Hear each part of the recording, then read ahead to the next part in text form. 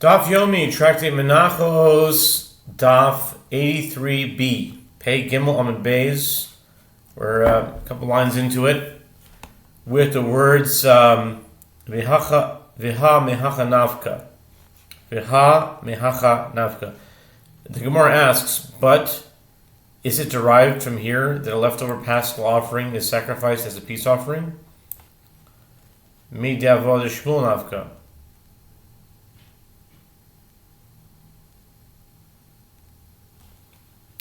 Dichsiv im Menachot korbanot lezevach shlamim yomar Rav Shmuel davar Rav Menachot yehei lezevach shlamim. It's derived from the verse that Shmuel's father cites, as it is written, and if his offering for sacrifice of peace offerings to the Lord is of the flock, Leviticus 3:6, and Shmuel's father said this teaches that an offering that is brought only from the flock, meaning the paschal offering, will be a sacrifice of peace offerings. But still, it must be asked, is it derived from here? Mihasam nafcha v'atanya keves l'rabois es pesach le'aliyah. L'rabois es ha-pesach le'aliyah. But still, it must be asked, is it derived from here?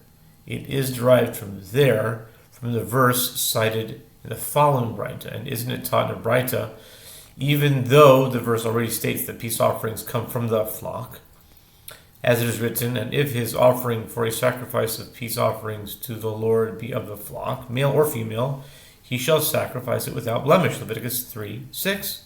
The verse goes on to specify if he brings a lamb for his offering, and if his offering be a goat, Leviticus 3:7-12. The word lamb is written to include the paschal offering in the requirement that the fat tail be sacrificed on the altar, which is written subsequently with regard to a peace offering, Leviticus 3:9, since this halacha is not mentioned in the verses concerning the paschal offering. Keshu omer, im keves lehavil pesach, she'avro shnosoi u'shlomim haboim machmas pesach, lechol mitzvas shlomim, she'it'anu smicha u'nesachim, u'sinupas chazeh v'shoik. The Braita continues when the verse states, if he brings a lamb, it is to include in all the mitzvot of peace offerings a paschal offering whose first year has passed, and is therefore too old to be sacrificed as a paschal offering. Peace offerings brought due to a paschal offering, specifically, this indicates that they require placing hands on the head of the offering, libations, and the waving of the breast and thigh. Keshu omer v'im eiz hifsika inyan v'im med ala eiz she'eno ta'un la'alio. And when the verse states, and if his offering is a goat, it interrupted the previous matter and taught that the sacrifice of a goat does not require that the fat tail be burned on the altar. In any event, the verse indicates that a paschal offering that was disqualified as such because it has reached its second year, meaning leftover of a paschal offering is sacrificed as a peace offering. It may therefore be asked, why are there three verses to indicate this one? Halacha tilasa karoi ksiv chal ibra zman ibra shnosoi v'chal ibra zman v'lo ibra shnosoi. Rather, none of these derivations are superfluous, as three verses are written that teach the halacha that a paschal offering is sacrificed not on Passover Eve, is sacrificed as a peace offering. One verse teaches this halacha in a case where its time of sacrifice, Passover Eve, has passed. One moment here, I'll put on pause. Weiter, Tzasakroi. Where were we? We were in the part where it was saying none of the derivations are superfluous, I'll read that part again just because I'm not sure where I left off before the break. So, anyway, rather, none of these derivations are superfluous, as 3 verses are written that teach the halacha that a paschal offering that is sacrificed not on Passover Eve is sacrificed as a peace offering. 1 verse teaches halacha in a case where its time of sacrifice, Passover Eve, has passed, and its first year has also passed, disqualifying it for a sacrifice as a paschal offering. And 1 verse teaches the halacha in a case where its time of sacrifice has passed, but not its first year.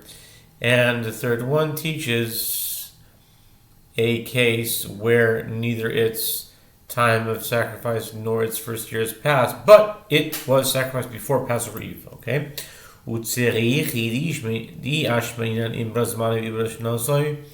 משום דאידחי לגמרי אבל איברה זמנו ולא איברה שנתו דחזי לפסח שני אמלו. And all these verses are necessary, as had the merciful one written only the case where both its first year and its time of sacrifice had passed, one could say that only such a paschal offering should be sacrificed as a peace offering, as it was completely rejected from its status as a paschal offering. But in a case where its time of sacrifice has passed, but its first year has not passed, in which case it is still fit to be sacrificed as a paschal offering on the second Pesach, I would say that it is not sacrificed as a peace offering. And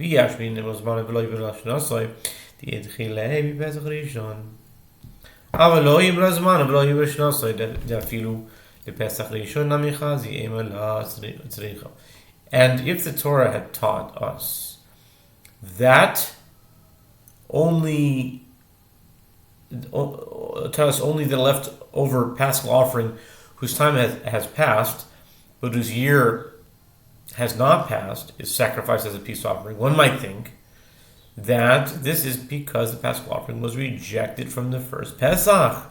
But in a case where neither its time of sacrifice nor its first year have passed, in which case it is still fit to be sacrificed as a paschal offering on Passover Eve, I would say that it is not sacrificed as a peace offering. Therefore, all 3 verses are necessary.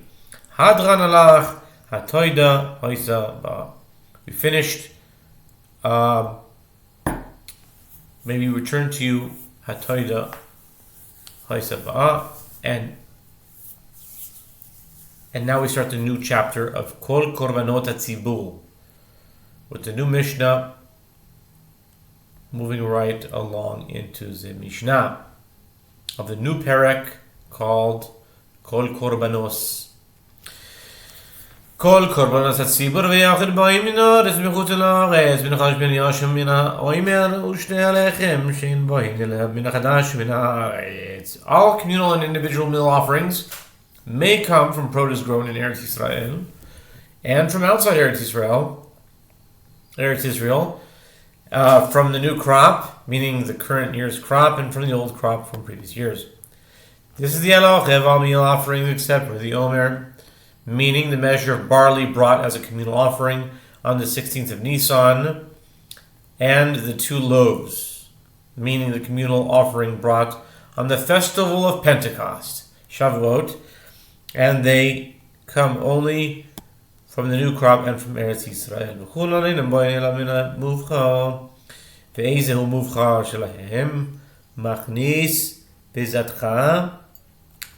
Or in brackets it says michmas bezonecha. Okay, alfa asoles shniya lahen aforaim babik'a.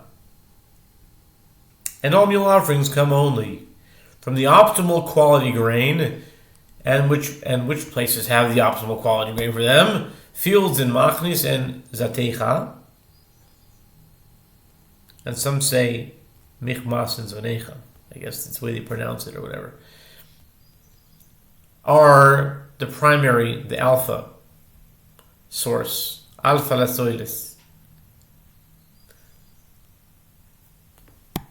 for fine flour. Secondary to them is Aforaim in the valley.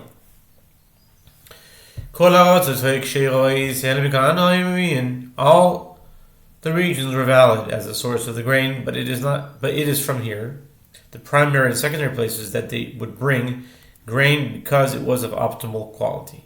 And now we start the Talmud. Zog the Heilige Talmud. Mas diesen de lo ki haitana de Tanya oi mir aber min Yoshen kosher. Shtei alechem avois min Yoshen ksher lois.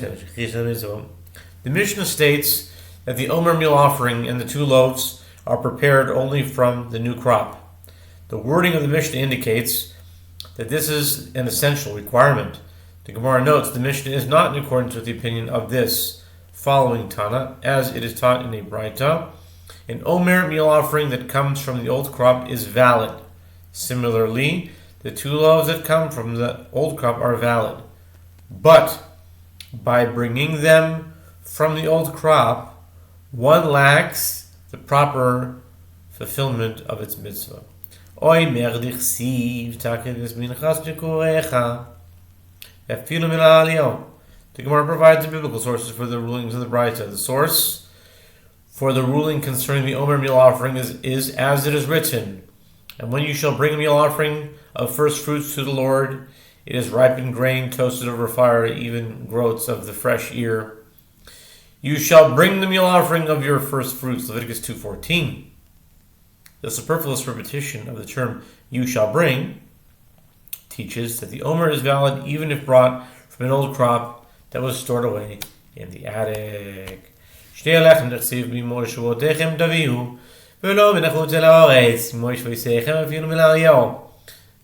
source for the ruling concerning the 2 loaves is as it is written, and you shall offer a new meal offering to the Lord. From your dwellings you shall bring 2 wave loaves, Leviticus 23:16 through 17. The term your dwellings is a reference to Eretz Israel. Therefore, the verse indicates that the 2 loaves must be brought from grain grown there and not from outside of Eretz Israel. Furthermore, the term from your dwellings teaches that the offering may come from any grain grown in Eretz Israel and even from an old crop that was stored away in the attic. The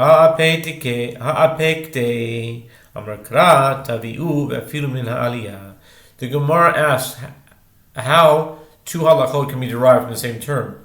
Didn't you already expound that term to teach that one can use grain only if it is grown in Eretz Israel? How do you derive from it that the grain can be brought from an old crop? The Gemara explains that is derived from the next term, as the verse states, from your dwellings you shall bring, Leviticus 23:17, which teaches that one may bring them from any grain grown in Eretz Israel and even from an old crop that was stored away in the attic. The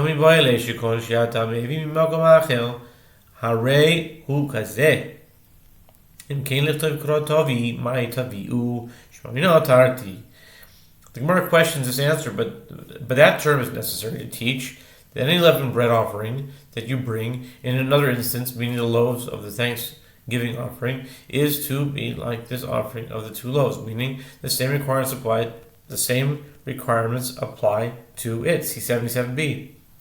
How then can you expound the term to also teach that grain from an old crop can be used for the 2 loaves? The Gemara explains, if so, that the term is written only to teach about the requirements for other leavened bread offerings, then let the verse write, you shall bring, tavi, using the singular form. For what reason then does it write tavi'u, using the plural, you shall bring in plural, is written so that one can learn from it 2 different halachot. Yaketiv reishis limits, but the Gemara questions the ruling of the Braita that the Omer and the 2 loaves are valid even if brought from an old crop, but isn't the term first written with regard to both Omer and the 2 loaves? This indicates they must come from the new crop. The Omer is referred to as the first of your harvest, Leviticus 23:10, and the 2 loaves are referred to as an offering of the first, Leviticus 2:12. The Gemara answers the term indicates that only the new crop should be used, but that is only for the proper fulfillment of the mitzvah. If an old crop was used, the offerings are still valid. Chadash. שתהיה לחם הבויס בני הראשון כשרוס. ומעני מקיים מחדש שתהא חדשה לכל המנחות. The Gemara asks, but isn't it written with regard to 2 loaves, a new meal offering, Leviticus 23:16, which indicates that only the new crop can be used? The fact that with regard to the 2 loaves, the Torah repeats this requirement twice suggests that it is indispensable. The Gemara answers the word new cannot teach that the use of the new crop is essential as it is necessary for that which is taught in a Braita. Rabbi Natan and Rabbi Kiva said that even if the 2 loaves are brought from the old crop, they are valid. How do I realize the meaning of a new meal offering? This teaches that the 2 loaves are to be the first of all the other meal offerings. No other meal offering may be brought from the new crop until the meal offering of the 2 loaves has been brought. Ad kan lo pligi ela b'chadash. The Gemara defines the limits of the dispute between the Mishnah and the Braita.